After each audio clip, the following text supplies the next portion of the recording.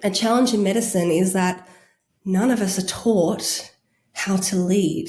And yet doctors just step up. They just step up and they do it intuitively, and they do the absolute best in the setting of these really challenging healthcare clinical environments.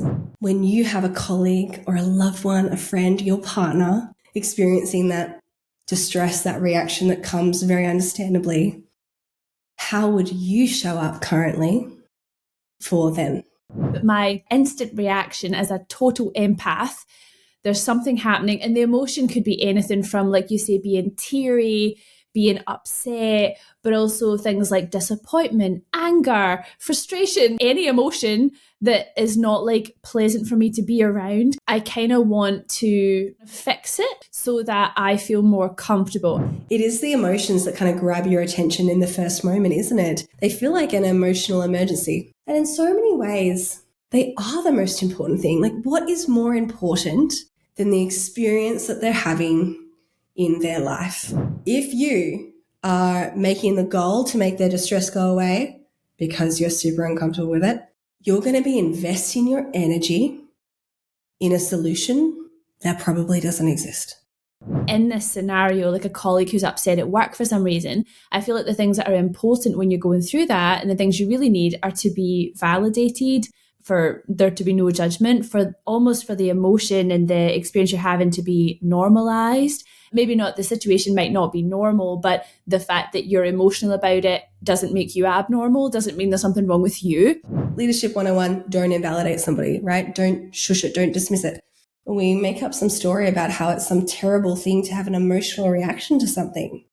That actually, at the same time, it's important to feel your emotions, but at the same time, it's no big deal to feel your emotions. This energy that moves through your body, you express it, and then life moves on.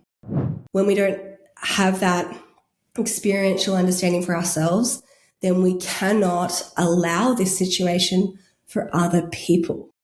You will be terrified of somebody else having an emotional reaction. You'll believe that once they have the emotion, they'll never stop having it. And with that, you'll also believe if they start having the emotion, then I need to fix it.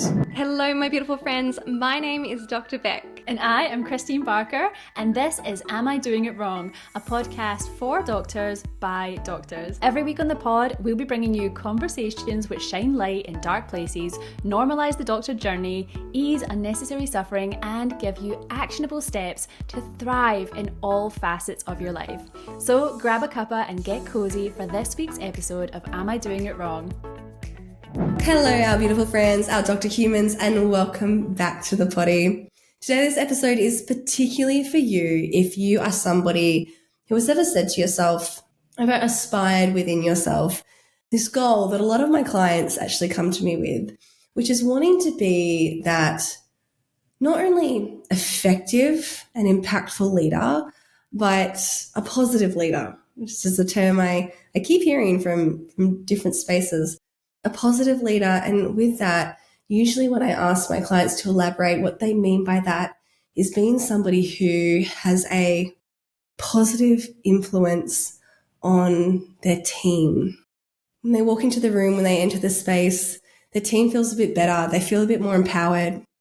And also they're the kind of leader who can handle the tough stuff, you know, when your staff or when the rest of your clinical team or anybody on your clinical team is struggling, they're having a bad day, as we all do, particularly in medicine, particularly in a really challenging healthcare environment. They want to be the kind of person who makes those situations better, even the hardest situations. And this might be because you are a practice owner and you're managing staff who are not only doctors, but also you've got that mix of nurses and the administration staff and everybody else who is involved. There's a lot going on. We were talking about this in Dear Darling with somebody who stepped up into a senior registrar role just in that clinical unit that we know so well from the hospital. We sort of without consent end up being in these leadership positions in medicine, whether we like it or not. And a lot of you guys that I get to work with, you come to these positions with really high gorgeous expectations of yourself and the kind of leader that you want to be.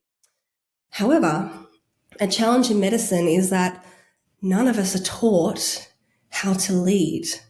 None of us are taught how to be those effective or positive leaders that we want to be.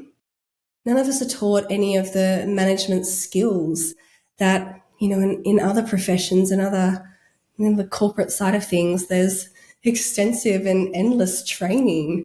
It's one of the most common roles as a coach to be coaching the executives and the managers, the leaders of organizations, because it truly is such a challenging job and really a specialty in itself. And yet doctors just step up. They just step up and they do it intuitively, and they do the absolute best in the setting of these really challenging healthcare clinical environments. So we want to help you guys out a little bit today, especially you guys with the absolute best intentions, and bring you a couple of challenging scenarios that have come up, whether it's been from coaching and in their darling, in terms of being the leader that we want to be. But also, I can certainly draw some examples from my personal life where I have been challenged by difficult scenarios that have come up because of medicine and really made me step back and question, who do I want to be in this moment? What's the right thing for me to do in this moment to be either the leader that I want to be or just be the support person that I want to be? Because if we don't get this right, there are two things that can go wrong. One of them is we can accidentally pour an incredible amount of energy into trying to create solutions for our team that don't offer any useful progress. All it does is deplete us more and more and more. It has us sacrifice not only time into these false solutions, but also a lot of energy into trying to fix this problem that was kind of the wrong diagnosis in the first place.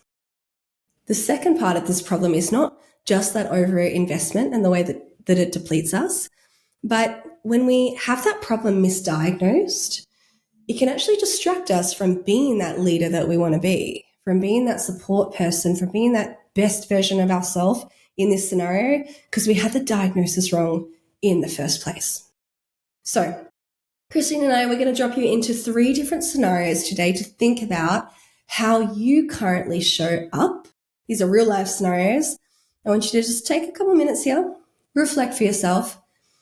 Either how have you seen yourself show up in these scenarios, or how do you think you would show up sort of by default, by way of automaticity in these scenarios based on what you think a leader or a support person should do.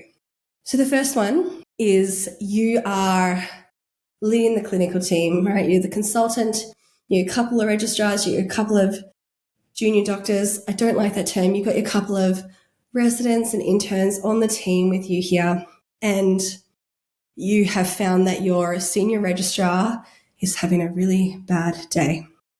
They've dropped into it. There's a straw that broke the camel's back. They are sleep deprived. They have got tasks stacking up, and and something else has gone wrong. They've got 3 different people needing their attention at one moment, and suddenly they have lost their ability to hold it all together. And that comes out in emotion. Bang in the middle of your clinical day, you're busy as well. How do you, as the consultant in that situation, respond?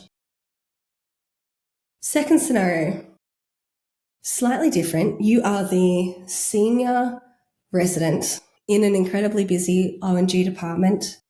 You've got not 1, not 2, but 5 different emergencies going on at one time that all need your attention, split between you, the senior registrar, and your 2 other people on your team. At that time, your next most senior team member, it's 3 a.m., has broken down in tears. They need your attention. You care about them. You want them to be okay, and you certainly don't want them to be left alone in that moment. And also, your attention needs to be in multiple other places. How do you respond? What is the right way for you when you think about being that leader, including being that support person as a leader? How do you show up? What would you think is the right way to show up in that scenario? And finally, this is from my own life. I lived through plastic surgery training with my partner, and I've never seen anything more brutal in my life. To be honest, I didn't believe him when we first started dating. He was telling me about how hard he worked. It wasn't until we moved in together that I was like, oh my goodness, he was not exaggerating. This was all true. He was telling the truth. All of it's real. And so many times with, I swear, negative energy in his tank, the next thing would go wrong. The next thing would come up. He'd be called in for this.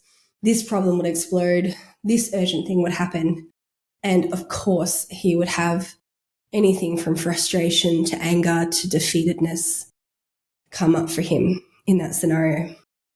For me, just thinking about being that support person for that person in medicine in this sometimes absolutely unfathomable healthcare system, I had to decide, how did I want to show up for him in that space? When you have a colleague or a loved one, a friend, your partner in that scenario, in that impossible scenario, and then experiencing that distress, that reaction that comes very understandably, how would you show up currently for them? So there are 3 scenarios. Dropping in, seeing where you're at, no judgment at all. And Christine, let's talk about it. Oh, these are juicy, aren't they? To answer that question on the spot, it's actually really difficult. You almost like have to be dropped in to the real life scenario, don't you? Because it's like I get jammed up thinking, oh, not today. The way you described that, I was like, oh man, oh goodness me.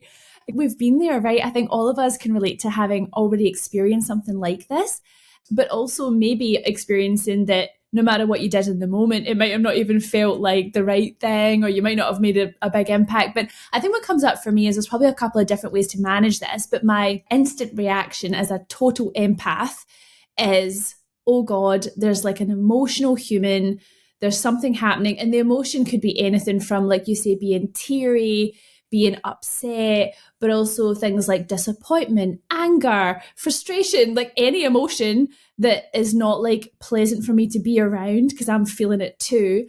I kind of want to end that scenario. I want to fix it, like solve the problem immediately. So it just kind of stops, halts, so that I feel more comfortable. I think that is what actually the truth of it is. I'm not saying that that is how I would always respond, like having a little bit more insight and a little bit more experience in these things, I might choose a different path. But I think that is my natural, what you call like your automatic response, is trying to put a band-aid on it, fix it, somehow soothe it. I think soothe it. I have a great discomfort with human suffering, which, choosing medicine, what an interesting path. My tolerance for human suffering is very, very low. And I have this thing where I just want to fix everything. But in medicine at large, and in these scenarios that you've spoken about, it's not really a matter of there always being a fix. And is it even your job to fix it? So I'm so curious as to your automatic response to those scenarios as well, Beck. What would you do? That's really why I wanted to pitch this at the empathetic leader, the person who wants to be that positive leader, because it is the emotions that kind of grab your attention in the first moment, isn't it? They feel like, Christine and I just dropped into this term earlier, they feel like an emotional emergency. They feel like the most important thing. And in so many ways, they are the most important thing. Like, what is more important for a human being than the experience that they're having in their life? What is more important, truly, than how any of us are feeling at any one moment? The rest of the world, the rest of the logistics of everything, and we should be doing this and that and the other, there's sort of these shoulds. They're these idealistic kind of, I would like my day to go in way. But what really matters, and we know this from relationships, whether they're friendships or romantic relationships, what matters is how people feel.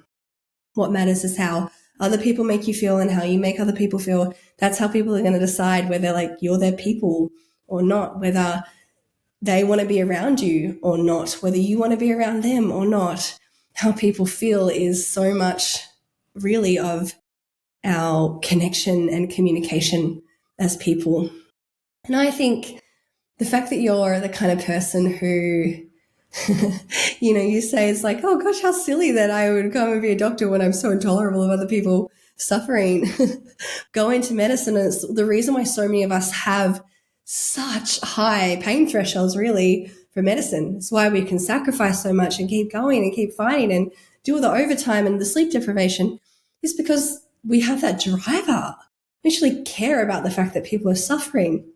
So I think it's a beautiful thing. I'm delighted, honored to meet any clinician who still has that fire in their belly that keeps them trying to relieve other people's suffering. Because also something that you referenced was this desire with that to just make the suffering go away as quickly as possible, specifically because it's so uncomfortable for us. But the truth is, a lot of the suffering that happens, it's not fixable.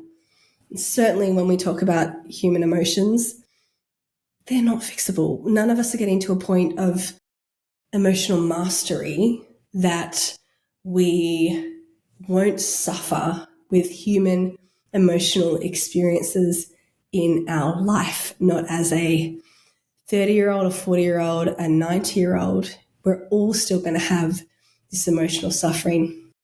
This is something that's often misinterpreted from Stoicism, which is something that I deeply appreciate. But a lot of people these days take Stoicism to talk about being completely unemotional.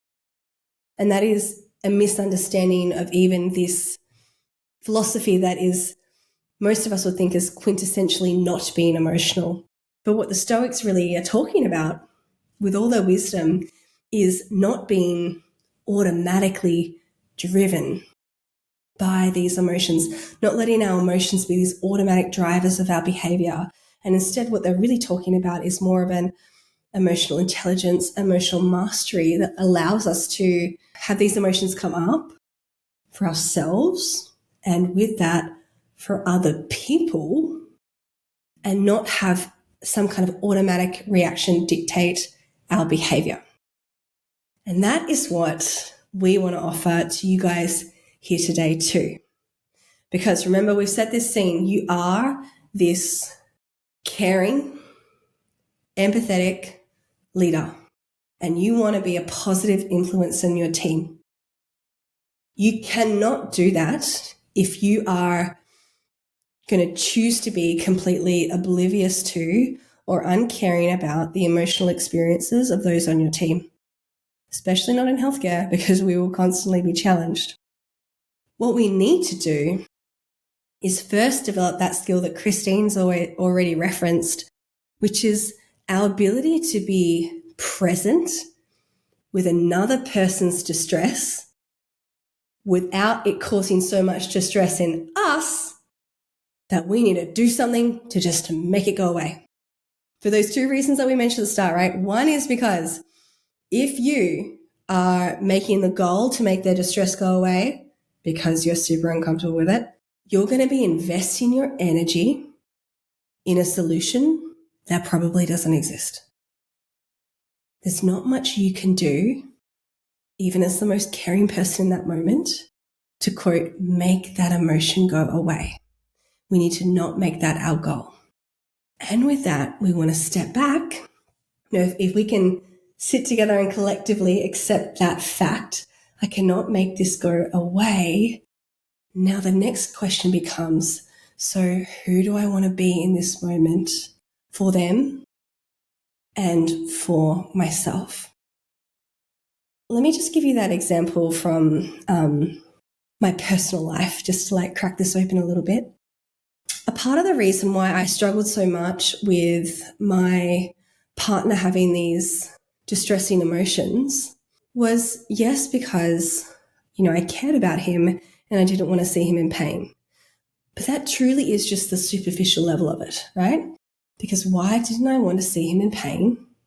It's because it made me uncomfortable. This is really important because I want you to look at this in the scenarios in your life. If you remain uncomfortable with other people having negative emotions, you got to watch how that makes you behave. Christine talked about that urge to fix it so that you feel better. Here, because I was so uncomfortable with him having these negative emotions, I would do the same thing too. I'd be like, oh, okay, what can I do? What can I offer you? Or what can I say? What can I change so that you feel better, so that I feel better? That is completely me focused, right? I'm trying to make his emotion, his frustration, for example, go away because I feel so uncomfortable with it. Instead of starting from that primary question of really sitting and empathizing with him, what's going on with him right now? What does he need right now? With that hypothesis, what could be useful for me to do right now? And it's so annoying for me to find out again and again and again that literally just sitting there, giving him a space with no judgment, with no impatience, with no hurry, to just express that frustration or that disappointment with whatever has happened, or the dread of going back in for your 40-second hour of not sleeping, to just let him have that experience, and for me to do nothing. That was a devastating realization for me, because you know how that made me feel at first? It brought up all these thoughts about me being more powerless and more useless and more unable to make a difference in the situation.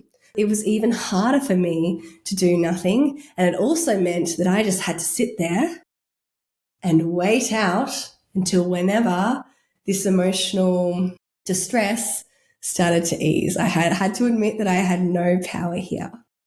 But see the difference there in the way that you respond to somebody in distress when you're trying to come at it from a place of, I need this distress to go away.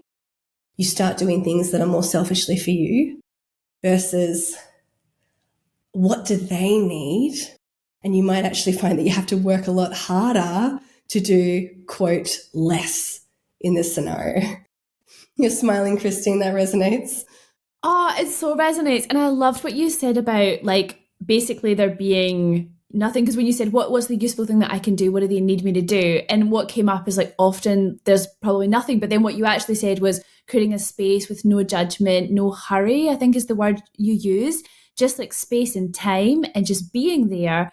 And that was the correct answer for what your partner needed. And I guess it was making me reflect on what works for me and what I found works for other people that I've maybe have supported in this scenario, like a colleague who's upset at work for some reason. I feel like the things that are important when you're going through that and the things you really need are to be validated, for there to be no judgment, for the emotion and the experience you're having to be normalized. Maybe not, the situation might not be normal, but the fact that you're emotional about it doesn't make you abnormal, doesn't mean there's something wrong with you.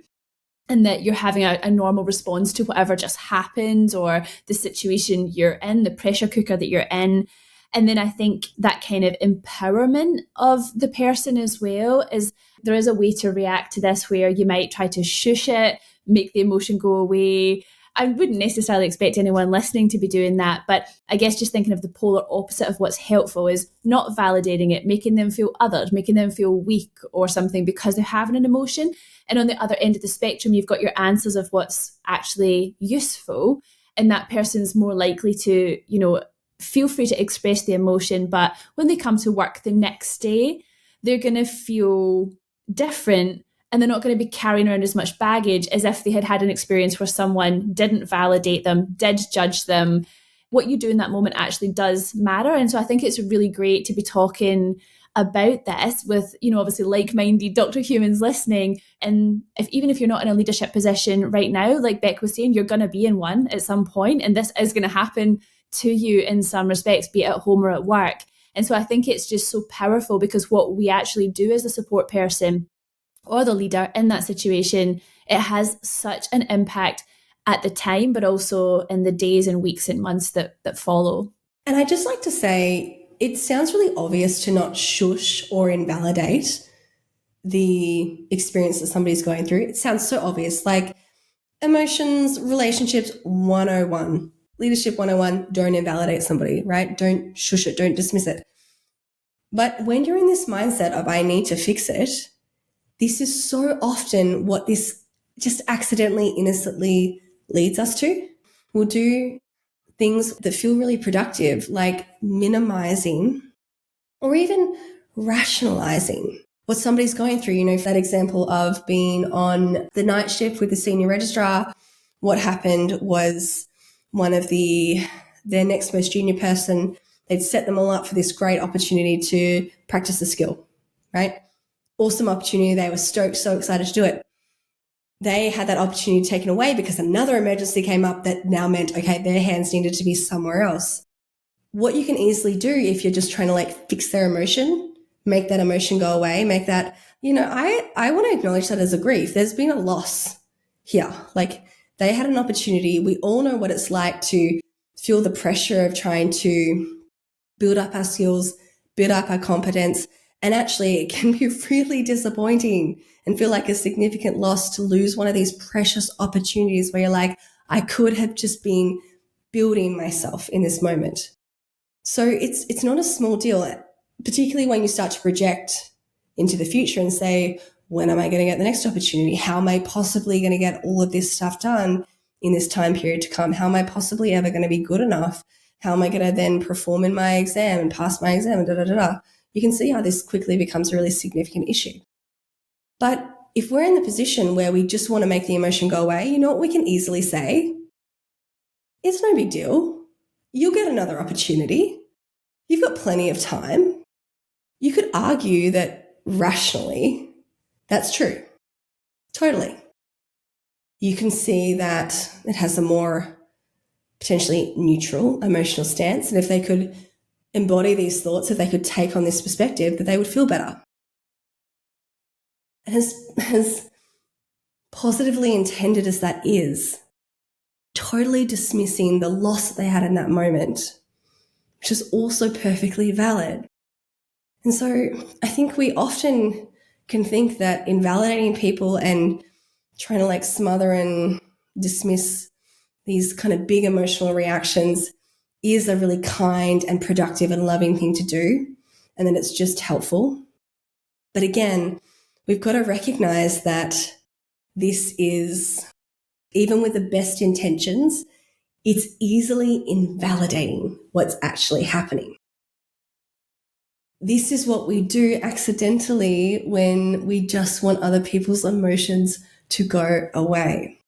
People in healthcare, we still have a pretty rudimentary understanding of how emotions work and how to manage emotions. Most of us think it's still more about suppression, to the point that most of us will even misinterpret Stoicism from that perspective, when instead emotions are something that I want you guys to think about as essentially harmless. And I know it sounds counterintuitive because we've also just said in this episode, they're also the most important thing for humans. I think full stop, end of story. How we feel, our experience is the most important thing. And at the same time, just because they're important, it doesn't mean they are something that is incredibly urgent for us to attend to, or that we need to change to get ourselves back into a better emotional state. But instead, certainly what I've learned about emotions, and I know you have too, Christine, is that when you view your emotions as really, really important and precious, but also totally harmless, and in so many ways, I'm even going to go so far as saying not that important, then you'll start to treat them really differently. You'll start to honor them from the perspective of, I want this emotion to come up, I want to experience this emotion from a perspective of respecting myself as a person, because emotions are really important. Acknowledging and not dismissing, not hiding the experience that I'm having and what matters to me. We're having an emotion because some kind of value set behind it. But then at the same time, not making emotions so important that we're afraid of them. We make up some story about how it's some terrible thing to have an emotional reaction to something. That actually at the same time, it's important to feel your emotions, but at the same time, it's no big deal to feel your emotions. It is no big deal to feel intense sadness. It is no big deal to feel intense frustration or anger. It's just this blip in your human timeline, this experience that comes up, this energy that moves through your body. You express it, and then life moves on. But so many of us don't have that experience because we've never even gotten ourselves to the point that we let the emotion come up. So we also don't get to learn that that emotion will come up and then it will just dissipate. And when we don't do that for ourselves, when we don't have that experiential understanding for ourselves, then we cannot allow this situation for other people. You will be terrified of somebody else having an emotional reaction because you will believe what you believe about yourself when it comes to emotion. You will believe that it's the worst thing that could happen to them. It's so uncomfortable and so distressing. You'll believe that once they have the emotion, they'll never stop having it. And with that, you'll also believe if they start having the emotion, then I need to fix it. Right? So you see the problem? So ultimately, the solution to this is you need to do your own work on emotions so that you can debunk these beliefs about the problems of somebody else having these emotions. If you want to be a good leader, you're not going to get to avoid emotions. You're not going to get to avoid emotions, certainly in yourself, but in the rest of your team. And so we are highly encouraging you to start with this work on emotions on yourself.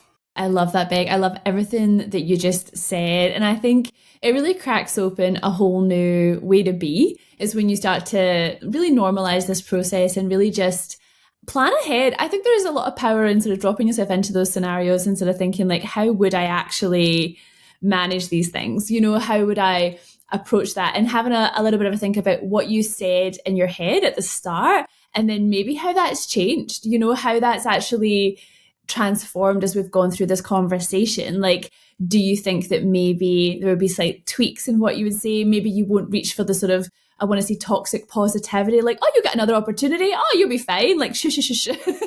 You won't reach for that. You're probably going to be less likely to avoid it. You'd be more likely to create a space and hold space for that person now, or certainly I will be after this conversation. So thank you so much for this conversation, Beck. It's always beautiful to unpack things and also have a think about, just how we're going to show up and plan how we're going to lead. I think it's super useful. So I hope everyone listening has really benefited from this conversation, and we want you to go forth, Dr. Humans, best leaders in the whole world, and make that difference. Really be that light for someone when they're having a hard time. If you care about this stuff, if you care about being a good leader, if you care about your people, then we need you to stay in leadership. There are so many people who aren't in leadership from those particular perspectives. There are people who are in leadership because, they're climbing, or they just want to see themselves in those power positions. And if you're somebody who really, really cares, I know it's hard for you guys to work through all the complications of being a leader, but can we just say we need more people like you who care? And with that, Christine, like you were saying at the start, it makes your job harder, maybe just at first, but if you can master these skills with us, then you are going to not only feel like you are really thriving as a leader, even in difficult situations, but you'll get to know that you're truly making a big difference that has this incredible exponential domino effect with all the people who you get to touch. You can be that person who, when you walk into a room, people are uplifted by the fact that you're there. People feel more empowered by the fact that you're there. And it's not because you're the person who makes everybody happy all the time. It's not because you're the person that snaps their finger and makes their emotions go away. But instead, they know that you're the person who cares, and they know that you're the kind of person who shows up to these difficult situations, including these very human, very common, ubiquitous, and forevermore situations where they are struggling, but you're the kind of person who genuinely shows up in their presence thinking, how can I make this situation better for my people? Not because I fixed their emotion, but because I care enough to ask better questions about what this person in front of me needs from me right now. We know you can do it. We have faith. And if you have any questions about all the nuance of this, because there is a lot, please let us know down below. And we cannot wait to talk to you guys about this very important topic. We'll see you guys soon. We get so many heartfelt thank yous from our fellow doctors for having these vulnerable conversations on the podcast.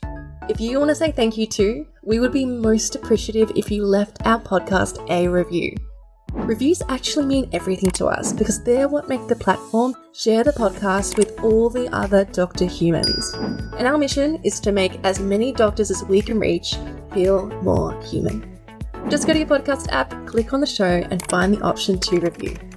The other way you can help us is just by sharing the podcast with someone in your life who you know will say, "Thank you for saying that," or tagging us in social media. And if you're in healthcare looking for speakers for your next event, or professionals who actually get it to facilitate the vulnerable or empowered conversations our teams of doctors need, request us through podcastfordoctors@gmail.com.